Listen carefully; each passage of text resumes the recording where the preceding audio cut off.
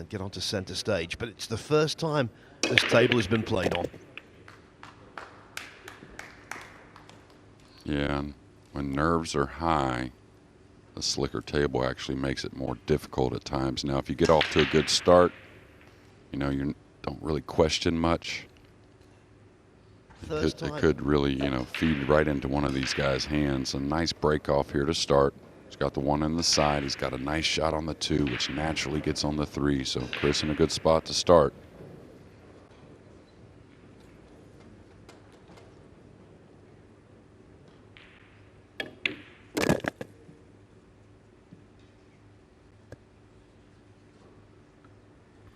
He's such a good cueist. He's made a 147 at snooker. He's had so much success in English 8-ball as well. So versatile. That cue action rarely lets him down. So in positions like this, this is meat and drink for Melling. Yeah, and you're definitely going to see a contrast between the two as far as technique. Chris with a much longer stroke. Or Vann a little shorter, a little more compact. Oh, that's a nice shot there, and he had to get out. Couldn't afford a big angle on the 5, considering the 6 doesn't pass the 8. So he had to play from underneath here on the green 6. But a break and run, that would settle you, Phil.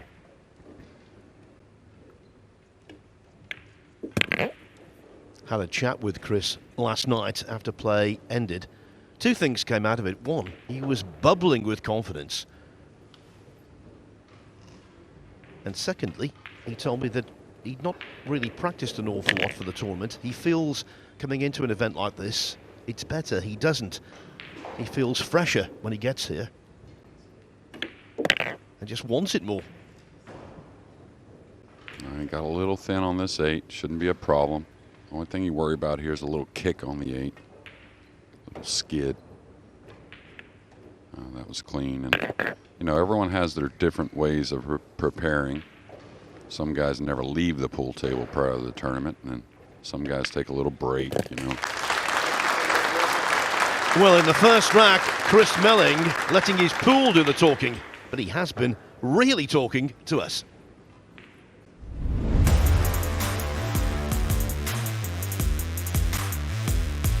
Excited to be back, and I've got a decent record in America, so hopefully I can keep that going. Really excited to play in the last 16. I don't think I've been in the last 16 for maybe 5 or 6 years, but my last few matches I've played really, really well, and it's all coming to now. I've always been a confident person, no matter who I'm playing, what cue sport I'm playing. It's never really bothered me. So, you know, when you lose that confidence, it becomes a lot harder. But I've got all the confidence back, and I've got a good group behind me, and I'm dangerous. This round is the lengthiest race we've had so far in the tournament, a race to 10, and Melling has made the first step. Yeah, and Chris, he labeled it as well as anyone, dangerous player, especially, like I said, or like he said, if that confidence stays. Thank you. Right, didn't have to work the rock Chris much in that right. first game. It was a lot of little stuns, mild movements of the cue ball. I think we'll see a little bit more, maybe not problems, but a little bit more concerns with the slick table once the cue ball needs to be moved around the table a bit. Another one here, a great starter on the 2. If he consistently makes that 1 on the break in the side, you know, that's what you want, to try and keep some control, whether it's a push out or just like here and the first rack, an open shot on the blue 2.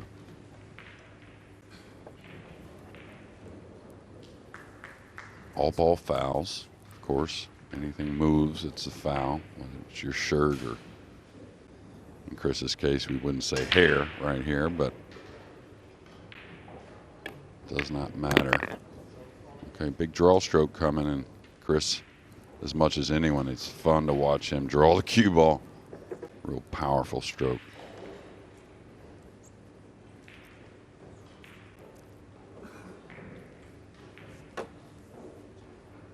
Now he was looking to get past the 4 here with the draw stroke. It doesn't have to. That would be ideal, but wow, there's that cue action you were talking about, Phil. I can't imagine in the tournament, not just in the last 16, but in the 256 who turned up, I can't imagine anyone who's got a better cue action, a more classical cue action than Chris. Yeah, he's gotten a little straightish here. He can kind of Extension, stun this ball. You know, we know the side pockets are brutal. And Chris, really, to be honest with you, when we talk about, oh, he's not going to like this so much, it may fall underneath for a shot in the corner. But Chris, as much as anyone, I think, can make that adjustment to the brand new felt. Just played so many different types of cue sports, and you know, he's used to different changes, and of course he's playing great. Got to attack here though.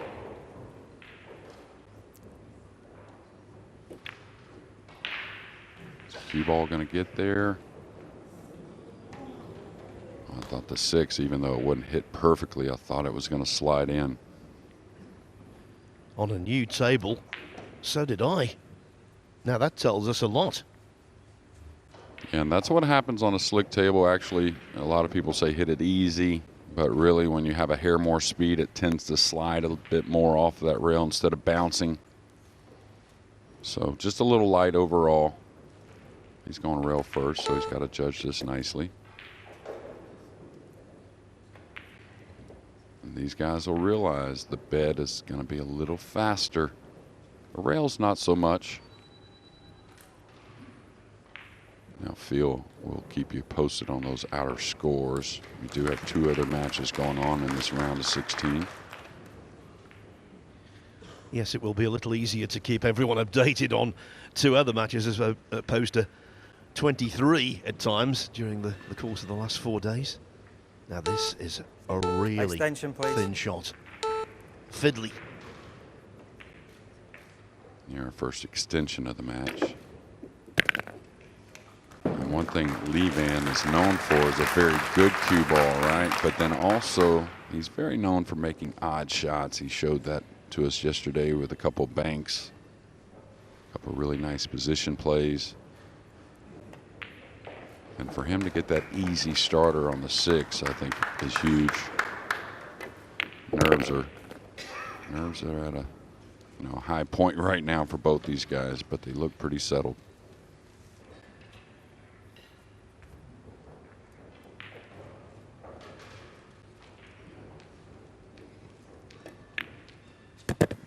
Vann Corteza wins the rack. Vann Corteza just nipping in there and potting the last 4 balls after Melling surprisingly, I thought, missed the 6. And so the Filipino equalises. This is the US Open format. We've had double elimination until the last 64, which began yesterday morning. Winner breaks throughout. Big advocate for that. It's 9 on the spot with a break box. That means a whole variety of racks you will see over the course of the next 2 days. No shot clock from rounds 1 to the last 32, but now it's in place. It's a 30-second shot clock with 1 30-second extension allowed per rack. Let me give you those other scores. On table 2, Max Lechner from Austria has taken the first rack against 1 rack each. Vann Corteza's fellow countryman Roland Garcia and Ko Ping Chung. He's 1-1 with Finland's Jani Uski.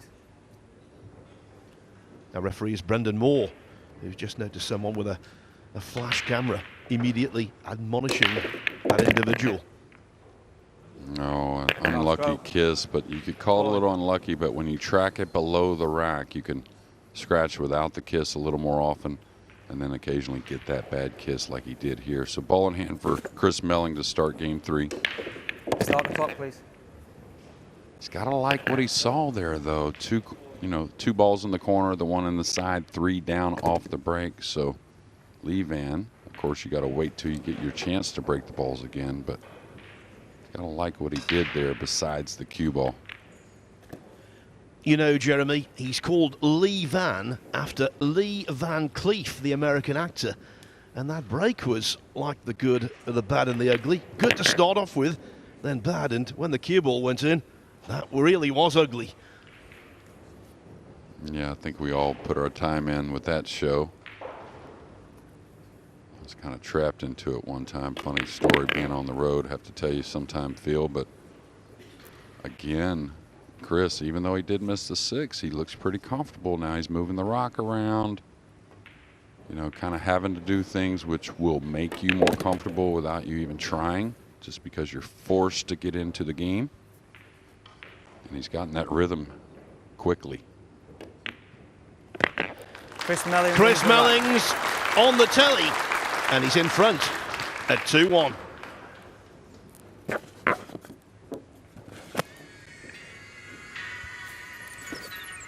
2 minutes.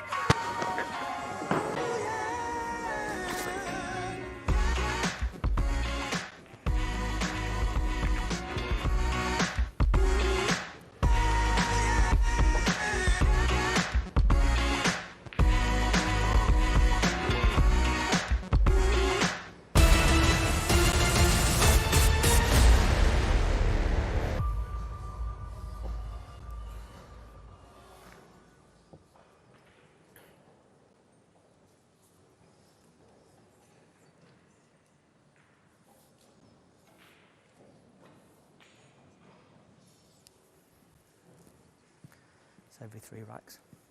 Every 3 racks we break. I forgot to say at the start, if you need the cue ball clearly, it doesn't stop the clock unless I think necessary, okay? There's an ad break after every 3 racks.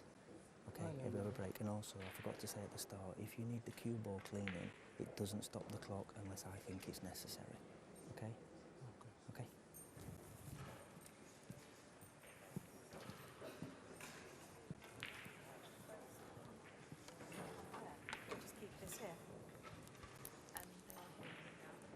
I thought so because it went up in the second rack. Okay. The only thing I've got to keep an eye on is just the music coming into the arena, and that should be switched to the TX feeds now.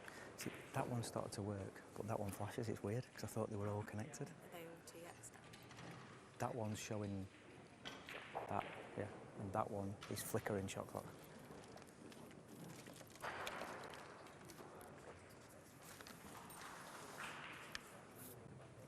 So do you not want the music coming in the arena at the break? No, just because the other two matches.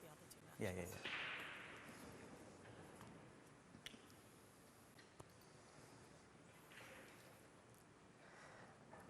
I gathered they started hearing me when the shot clock, when the extension went. I gathered they started hearing me because the extension went on. But normally you hear yourself coming out. Yeah, I know why you're not because of the others, but normally I hear myself. Do you know how long we have? You've got 45 seconds. Oh, I didn't know if you could hear that as well.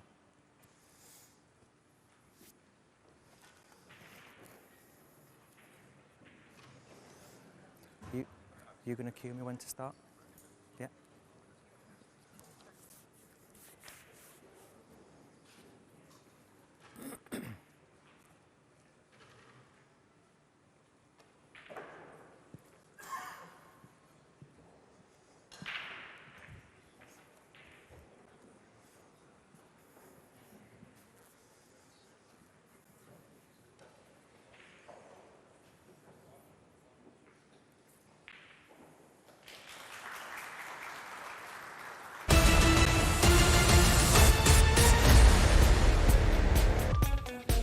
Welcome back to Harrah's Resort and Casino in Atlantic City, New Jersey, USA, for day 5 of the US Open. We're down to 16 players now.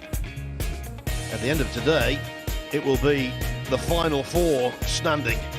Chris Melling, 2-1 up on Vann Corteza in our opening televised match. Chris Melling to break, leading 2 racks to 1. And already with the introduction of the 30-second shot clock, Jeremy, the pace of play has been really infused. Well, as like Carl opened the show with, that these two, excuse me, get on with it. And man, he's dressing up a shot on the 2 a lot. You wouldn't figure, you know, it's a little random, of course, but it's happening now. So you have to take advantage of it if you're Chris. Because this break can go away sometimes, feel quickly. And so when you have your chances, of course, like any sport, you got to take advantage. A little straight here, so a little bit touchy, drawn back, and the only reason being is you tend to overhit this draw stroke a little bit because you're worried about the green 6. He'd love to cheat the pocket one way or another, but I think he's just got to simply pull it back, you know, 5-6 inches or so. That's good.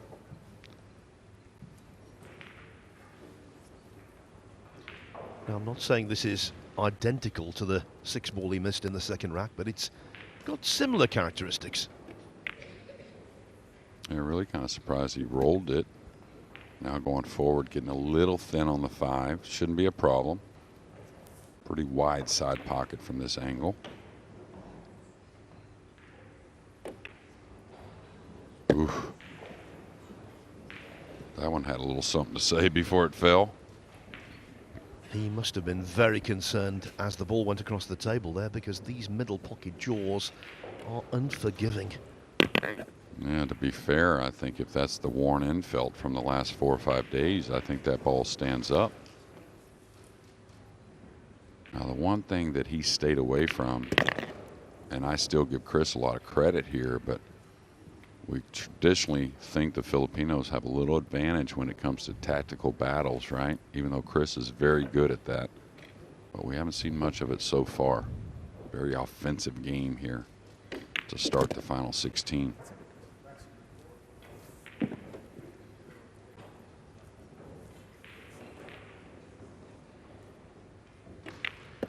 For Chris Melling, it was a break-in run out in the first rack, and it's ditto in the fourth. He leads by 3 racks to 1. Now let's go and have a look at table 1. That features Joni Uski from Finland up against Ko Ping Chung.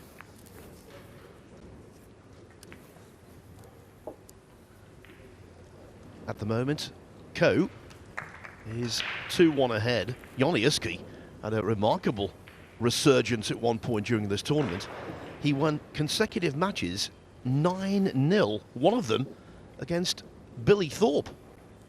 Well, what I've seen from Yanni, excuse me, is he has a very nice offensive gear, of course. That's how you win matches at that kind of score line. But he's another player just getting better and better and really soaking up all these matches to improve his game. He's got a tough one right here, Ko Ping Chung, who I think has been Chris out Melling of form, leading 3 back racks in to form now at the U.S. Open. We will keep you right up to date, of course, with that match, and indeed table 2 as well.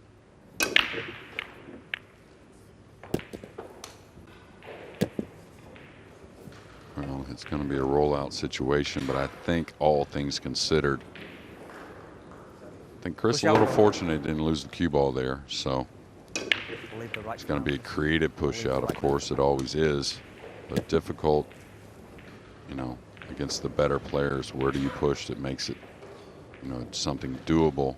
You may tie up push out, Cole. one of those balls on the bottom rail. Ooh, man, he's elevated here. I can't imagine that Lee Vann's going to take this from 9 feet away, jacked up over the pink 4. No way I'm taking this shot, Phil. I'm with you. I'd be astounded if he took it on. Yeah. Just pause the clock a second, please. Chris Melling being invited back to the table. The referee, Brendan Moore, like Chris Melling actually, is from the county of Yorkshire. Brendan hails from Sheffield in South Yorkshire. Chris Melling is from Keighley in West Yorkshire.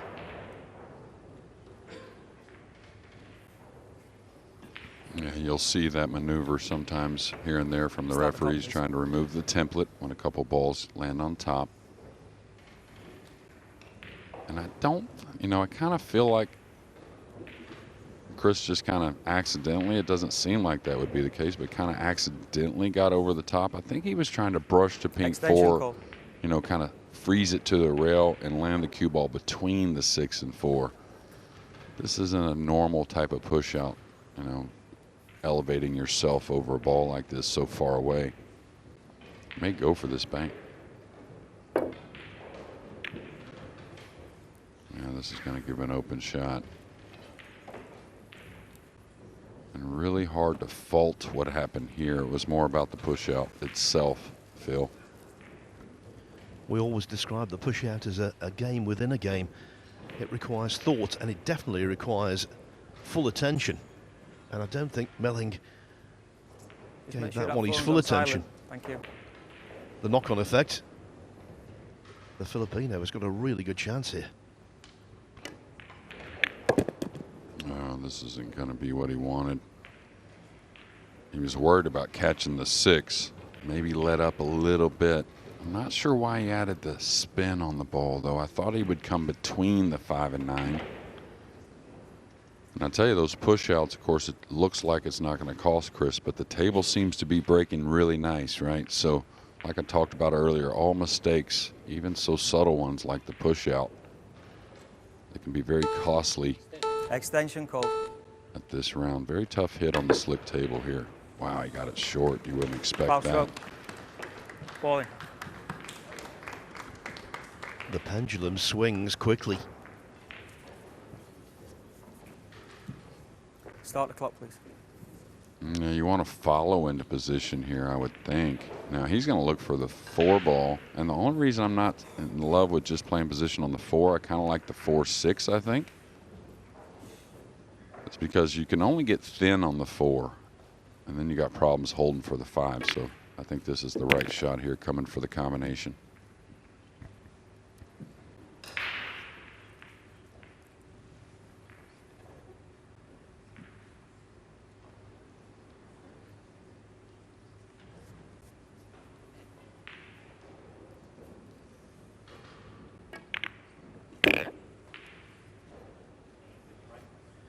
If you watch Melling's cue action, there's a discernible pause after the backswing, but it's not quite as exaggerated as it used to be.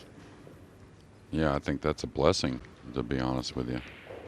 I think the long pause is a hard one under pressure. You don't feel as much of the backswing to swing forward off of, and now sizing up a combination in the corner. And I think about Chris Melling a lot. I just, love his game, and he's such a great asset for the sport. It's fun to watch. You never know what to expect. But I also wonder what hurts him worse, a mental mistake or a physical mistake. Neither are too friendly for a player, but for me it was always more of a mental mistake that really kind of crushed me a little more than a physical mistake. Self-imposed hook from Vann Corteza indirectly led to the loss of the rack, and Chris Melling tightens his grip at 4-1. So this is what they're playing for, a big dough here in Harrah's. It's $50,000 US to the winner. If you get to the final, it's $25,000. Total prize fund, $300,000. So one of the players here is guaranteed to hit the jackpot. And of course, all of those dollars equate to world ranking points. As for Chris Melling, well, if he were to go on and lift this trophy, even if he doesn't qualify automatically for the Mosconi Cup for Europe, well, you've got to think he's got a great chance of being picked 10 years after he was Mosconi Cup MVP. Yeah, and it'd be deserving. I mean, a U.S. Open champion, and that's one way to make the team. And actually, that's one way I made the team in 2003, actually. I think it was the only way I was going to make the team if I got fortunate enough to win the tournament. Same thing for Chris Melling, and it'd be hard to pass up on a U.S. Open champion, I'll tell you that, a current U.S. Open champion. Mind you, what about when the US Ryder Cup Rack team 6. passed up on the Open champion John Daly and then lost? 4 racks to 1. Yeah. I'll tell you what, I'd love to have Daly on the team. Okay, I don't know if he practiced it this morning. Of course, he's had to break well to get to the spot he's in, but so far Chris Melling is on point with the break shot.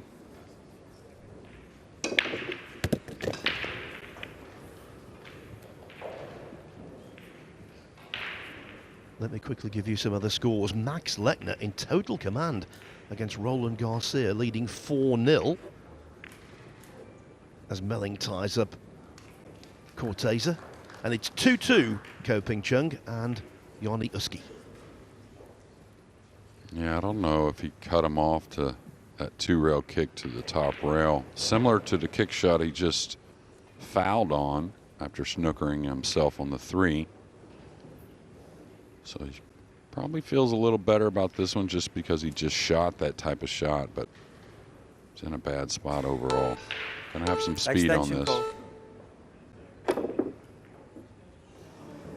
Foul stroke. Ball in hand. Jeremy, action replay from the previous rack. Start the clock, please. And probably one of the most difficult aspects of slick conditions is the kick shot. Of course, speed control, drawing the ball, different little things are touchy. But I think nothing that kind of shocks you on misses and mistakes more than the kick shot on the slick felt.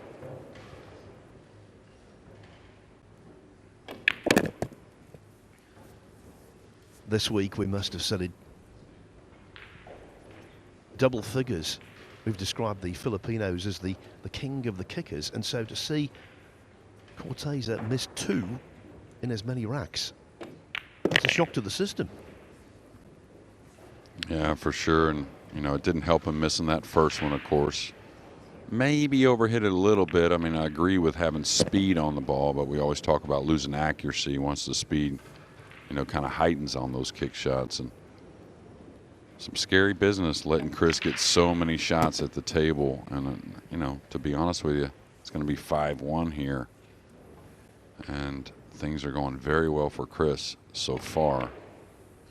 You know, leave-in may not get many starters.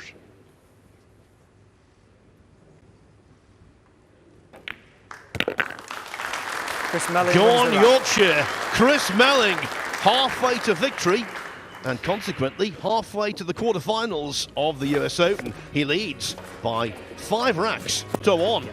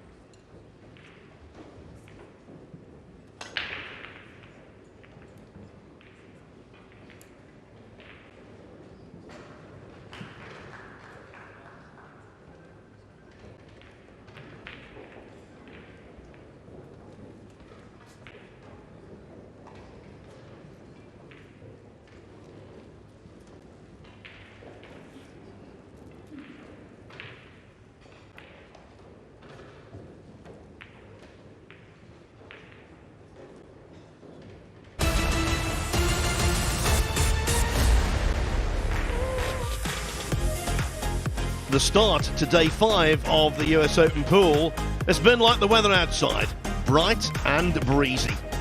Chris Melling going great guns against Vann Corteza at 5-1. Over on table 2, Max Lechner also in command against Roland Garcia at 4-1. Koping Chung and Joniuski 2-2.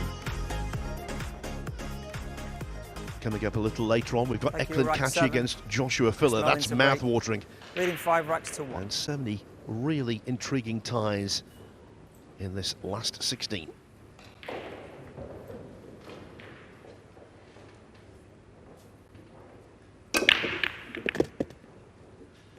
Half stroke.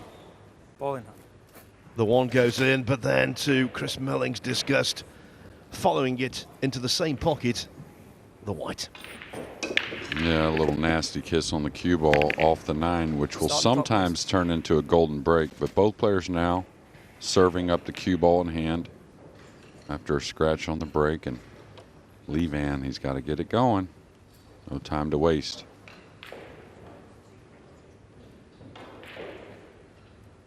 Always talk about that ball in hand, you know, that can take those mistakes away quickly.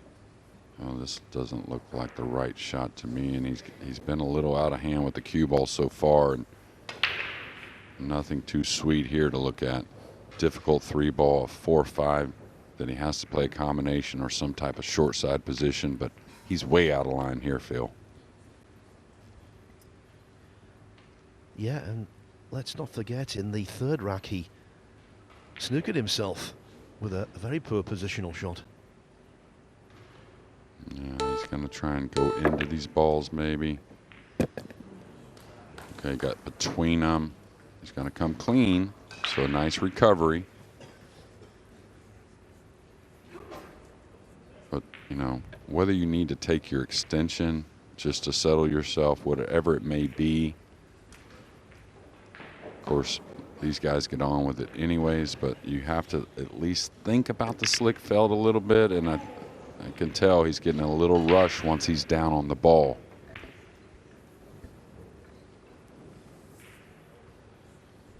We did not expect this from Vann Corteza, given how he's played so far. When you think yesterday he completed an amazing double, beating Jason Shaw 9-2 and then Koping Yi 9-4.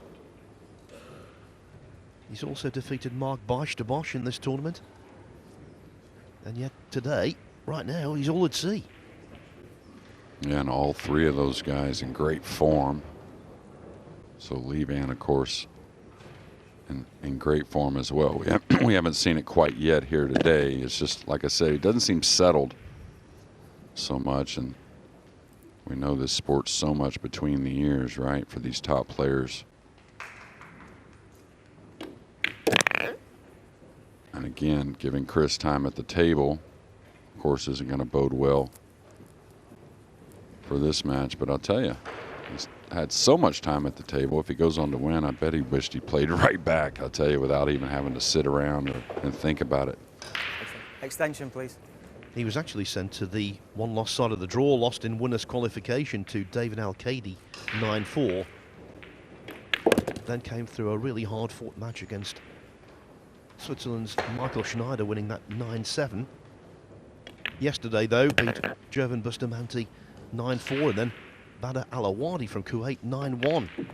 Chris Melling wins the rack. Chris Melling is a man in prime form, and he's in prime position.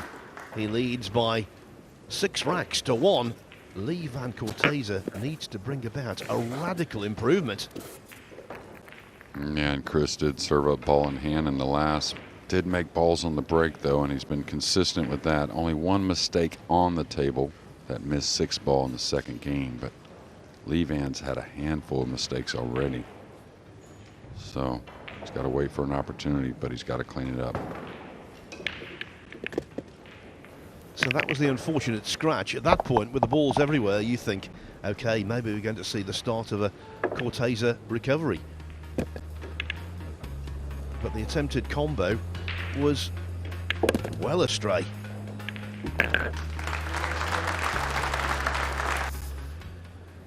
If Corteza can't come back, Rack if eight. Melling wins, he will Chris play Melling to either break. Max Lechner Leading or 6 racks to Roland 1. Garcia in the quarterfinals. Lechner leading that one 4-1.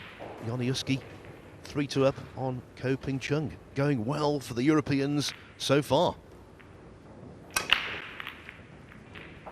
Okay, a little bit too much cut. Did get one down though, so things are rolling for Chris again.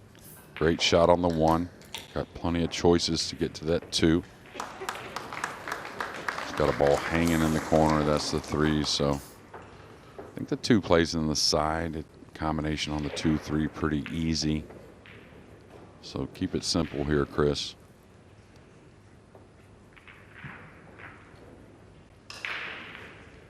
Look at that, Chris taking a little time here. So wants to make sure he kind of, I think, feels like gets out here 7-1. Feels pretty good about his chances to move on to the final 8.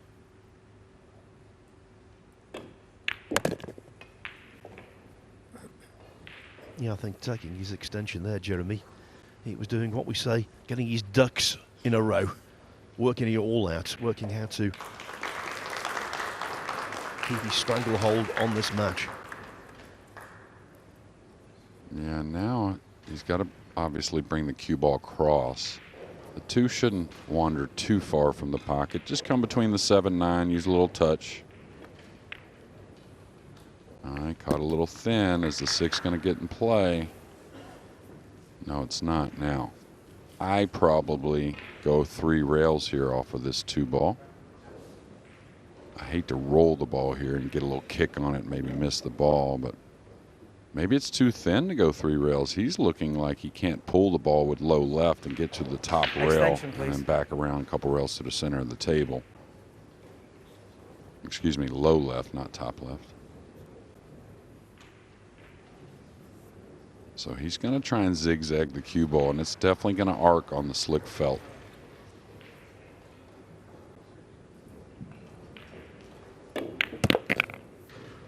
It's got to go.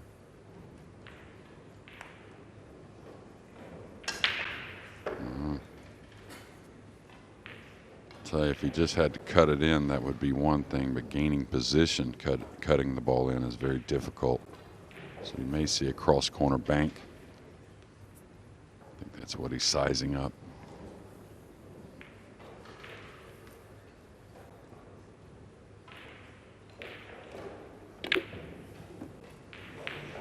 A little backdoor safety in mind.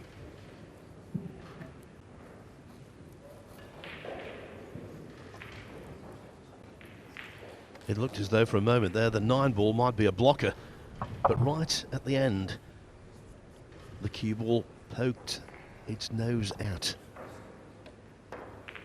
And really forced to go offensive here. No safety at all. Just got to roll it and kind of come between the 7-8, I believe. I don't think you want to apply left English here. Just kind Extension of called. straight English, maybe a hair of inside actually, get a little short side position on the 6. Whatever you feel comfortable pocketing that 5-ball. And I think comfortable is not the word for Lee Vann right now.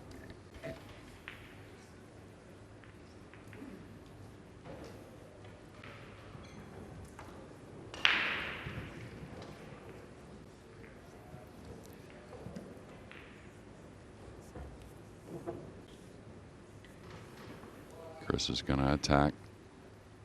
Cut the ball in. Should have fairly natural position if he makes it.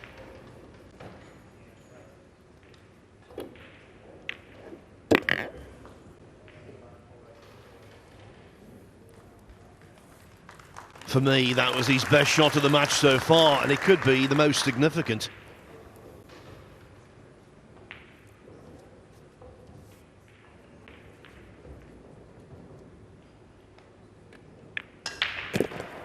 Well, we're at the stages. When you win games, you need to put a few racks with it at times, and Chris has done that so far. He's had a couple breaking runs. Been pretty solid. Like I said, that 1-6 ball he missed. A little misposition in this rack, but the cross corner bank, consider that a huge mistake.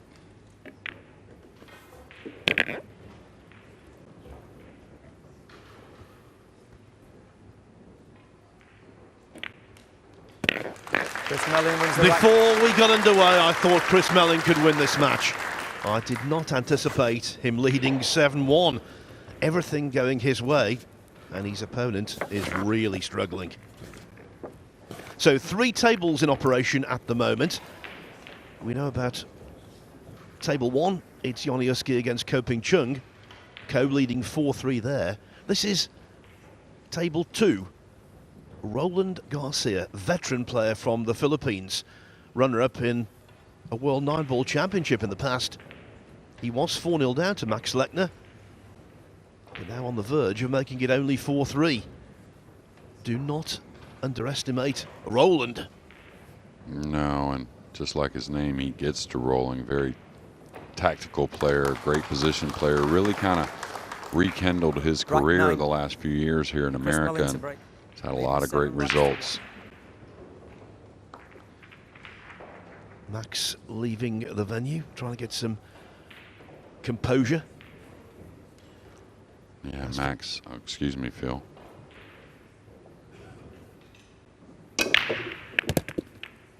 Oh, that cue ball got a nice kiss there, so everything rolling for Chris Melling, but just going to say Max Lechner, another one of those guys looking for a big win. You know, maybe not even the U.S. Open. And, you know, there's other big wins that he'd like to have as well, but why not start with the U.S. Open, the biggest of them all?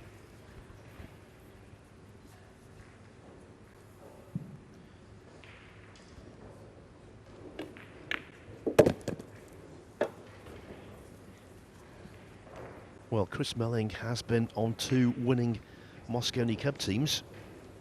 He's also won the China Open, big event in 2011. He's won a Euro Tour event in Portugal. And in 2019, he won the Derby City Classic 9-ball against a gargantuan field. So he knows what it takes. Yeah, I probably don't come for the side here myself. He may. You know, a lot of the guys will run the ball there. Nothing wrong with that at all. I mean, really, more often than not, a lot of guys would run the ball. But yeah, I was there. I did a lot of the commentary for that tournament at the Derby, and Chris really performed there. And it's such a delight to see Chris win. Just like here, I might not play for the side, might just come up for the corner for a stop shot, but it's kind of preference. And that angle showed me the side was definitely the correct shot. But yeah, in 2019 at the Derby, he was not to be denied, and kind of get that feeling, of course, so far in this match, and we'll see how the rest of the day goes for Chris. For the uninitiated, it's called the Derby City Classic because originally it was played in Louisville, Kentucky, which is the home of the Kentucky Derby horse race. The run for the roses. And everything is coming up smelling of roses for Chris Melling right now. Chris Melling wins the rack. 8-1 ahead. Vann Corteza in all kinds of trouble.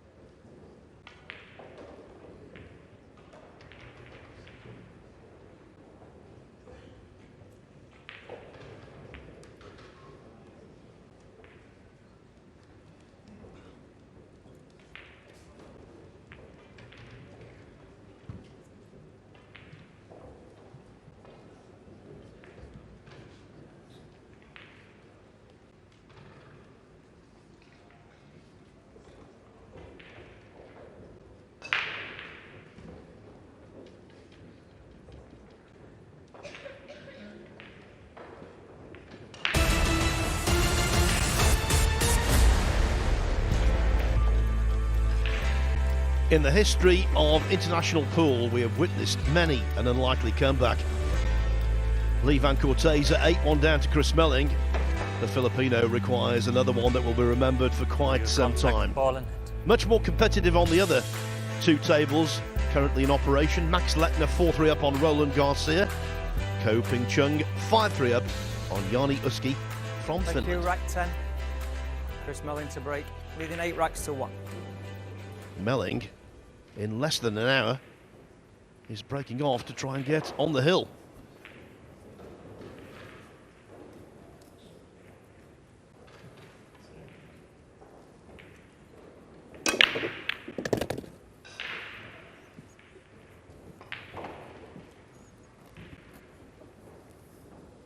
Solid break off there, making 2 balls.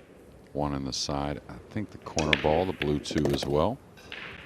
I don't think offensive here on the 3. It looks like it creeped a little bit underneath the 9. Maybe the bank shot is there. If it is there, he will take it on. Otherwise, he may have to just shave the 3 and run the cue ball safe. Yeah, he's going to play up behind the 6 and 8. Little right spin. Has he gone too far? There's a gap there. I think he's left a little bit of a gap. Not a whole lot of opportunity for Vann, but better than snookered. Just pause the clock, please. Yes, and the last thing you want to do is to get involved in tactical machinations with a Filipino. They are masters in this department of the game. I think the clock was stopped there because one of his logos was falling off. Yeah, that happens. But I think Chris, you know, of course we all want to run out and whatnot, but I think Chris kind of really gets into and enjoys the tactical side of the game. This may creep open for a decent little kick shot. We'll see. I think the speed was off again.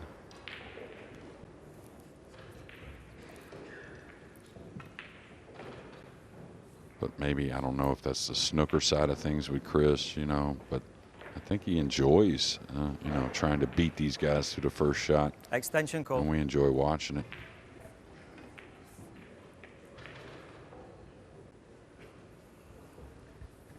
Got to get some left spin here. And it doesn't take as much. This is new felt. Got him behind it. He's giving up ball in hand.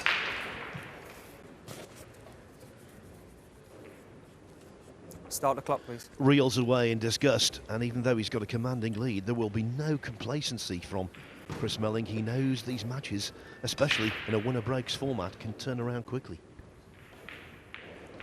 And really that sets the tone for the rest of the tournament. You know, that's how he wants to play every game. Not giving an inch. And again, it's at the same time you have to stay loose. It's a very hard combination. Every player's got to figure that out. How do I focus? How do I do certain things? But also, when I get down on the ball, stay very loose with the swing.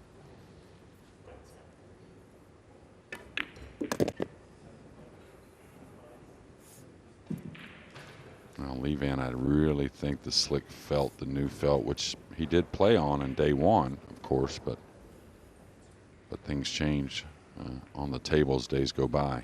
I think that slick felt has gotten the best of him a couple times.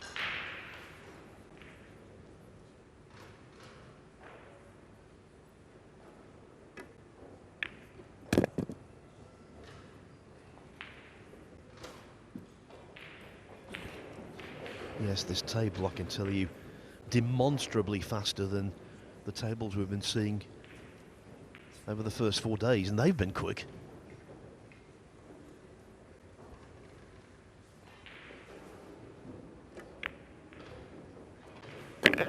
Yeah, if you want to win the biggest tournaments in the world, biggest Nineball championships there are, you have to get used to this, though. This is what it takes.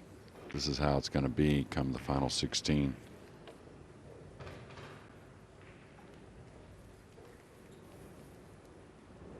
Now, do you see him taking more time around the table? He's really trying to settle himself, and he knows this is pretty much it.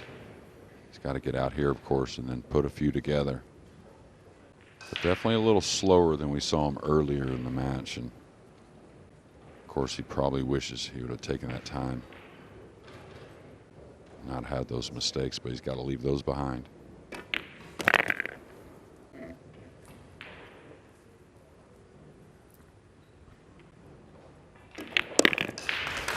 The Vann Corteza 7-rack wins the rack. winning burst of Chris Melling has been interrupted.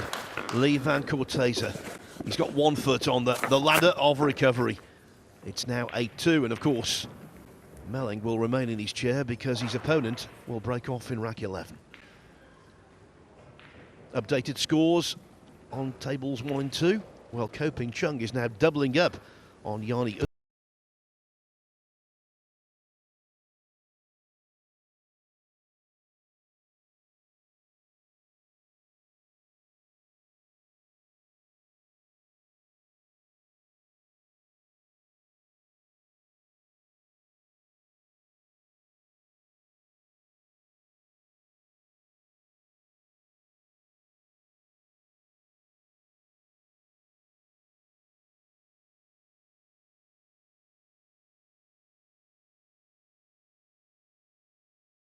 Fan, both of them played great. You never know, it may be his week. Niels broke dry his last 2 breaks. And, you know, when those things happen at the right time and you're that type of player that can take advantage, you never know. As for this match, it's all about whether Vann Corteza can build any kind of momentum. Yeah, he's got a piece of the 1 here, the 7 blocking. You know, depending on how much of the 1 he has, which I think is decent, you may see just a really mild safety. Now, if he can get to the right of the 1, he'll cross bank the 1 and bring the cue ball back down behind the 6-8.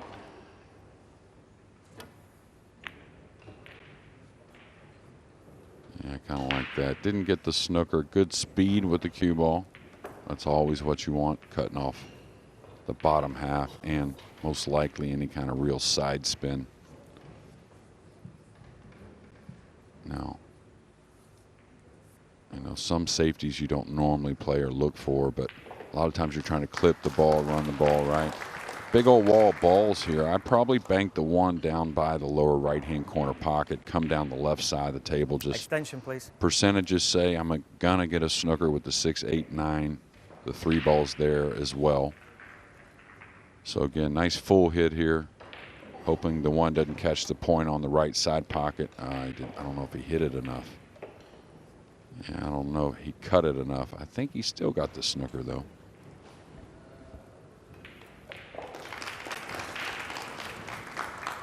He had plenty of potential barriers.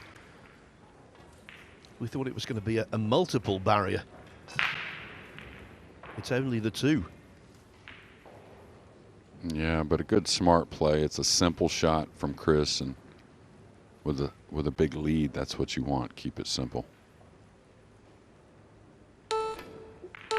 Wow, missed kick, and that's just not something you see, not only from the top players, but especially the Filipinos. That's Corteza's 3rd missed kick of the match. It's a national characteristic with the Filipinos. They all are brilliant at escaping from snookers, hooks, depending on your terminology. But in this match, it's been his downfall.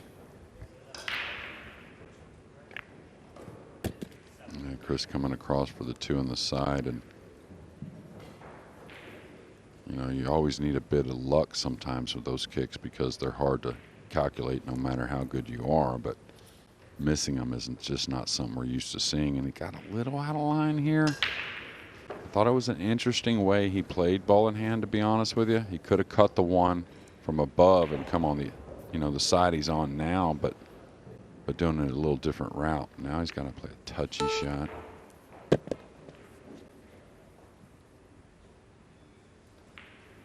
Of course, you can see the real work, the 6 to the 7. Actually, the 4 to the 6 to the 7. That's going to be demanding.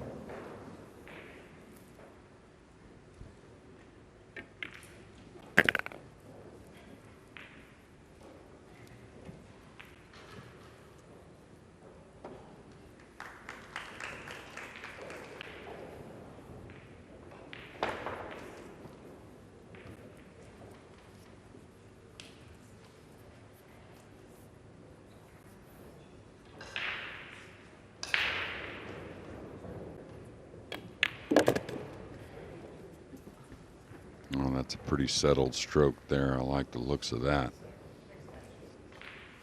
Very clean cueing, no quiver at all. Tell you, I may just try and kind of knock the 8 over towards the pocket, take a little longer shot on the 7. Don't want to do a whole lot here. I don't like going forward off the 8. You never know on the slick table. You could scratch in that same corner. He's going to draw on the. Oh, wow, he went between them. Wonder if he expected that, or if he expected a little brush off the 8.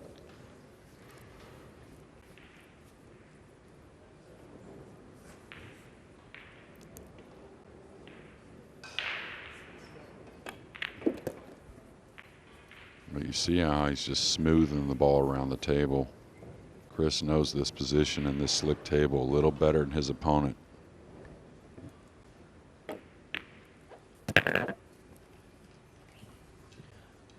Corteza hasn't been impressive, but Melling most certainly has been.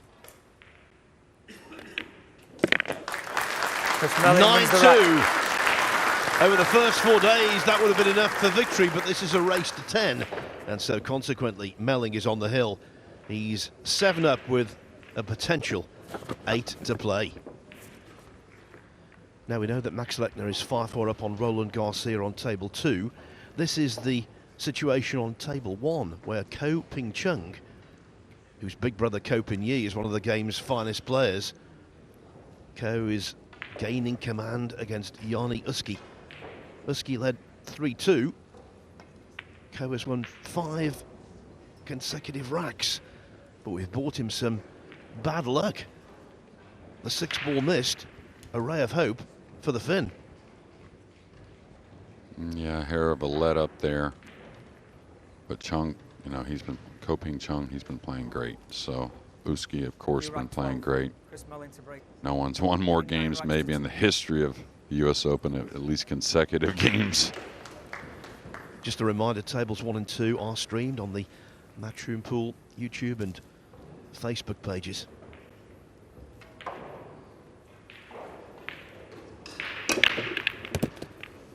Wow, and he's going to get a chance at the 7-ball. Yeah, it's going to get out of the way. The 2's opening. A long shot off the bottom rail here, but he's definitely going to attack. And now Lee Vann, his U.S. Open life is in the hands of Chris Melling. He's hoping he gets a chance to say something about it, but right now, Chris knocks this one in. This match could be over. Extension, please.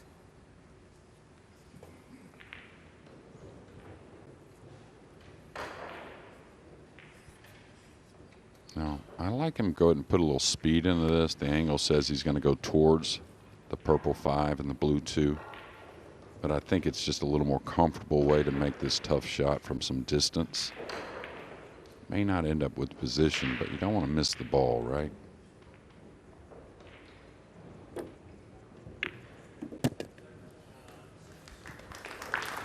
Ping. And he's got some form of angle on the 2. And I'll tell you, Lee Vann didn't do himself a whole lot of favors with the opportunities, but he didn't do the rest of the tournament a whole lot of favors either. Chris Melling, when he gets comfortable, is very scary for the rest of this event, in my opinion. And it all started with the lag. He played a perfect lag. Broken ran in the opening rack, settled down, and although Vann Corteza equalised, ever since Melling has been the man in charge. Yeah, I wouldn't overthink it here. Of course, coming back naturally for the 5, but just stay off the rail with the cue ball. Don't necessarily have to get underneath the 5. That would be ideal, of course, but more importantly, again, stay off the rail. Now he's going to come 3 rails between the 8 and 9. He'll come off 1 rail between the 8 and 9, then catch a couple more rails coming up for the 7. Now, I don't think the 8 passes the 9. It's close. Maybe it does.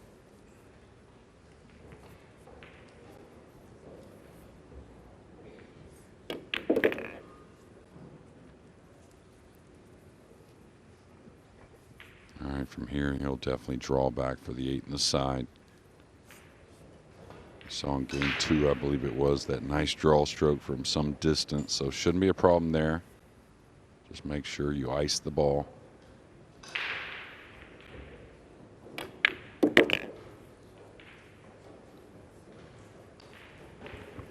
Surely now just one last test to pass. Yeah, and I think he needs to go to the top rail here. He's got a little more angle than it appears, which I think is a more comfortable way to shoot this ball.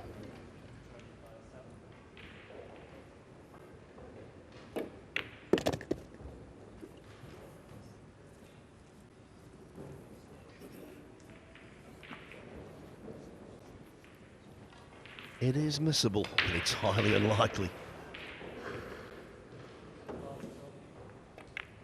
No, as clean a set as we've seen, Melling Phil. is right, and match. Very, very impressive. They call him the Magician, and he's cast his spell there. Chris Melling, the 43-year-old from Keighley in Yorkshire, becomes the first quarter-finalist in the 2022 US Open. He's defeated a fine Filipino player in Vann Corteza by 10 racks to 2.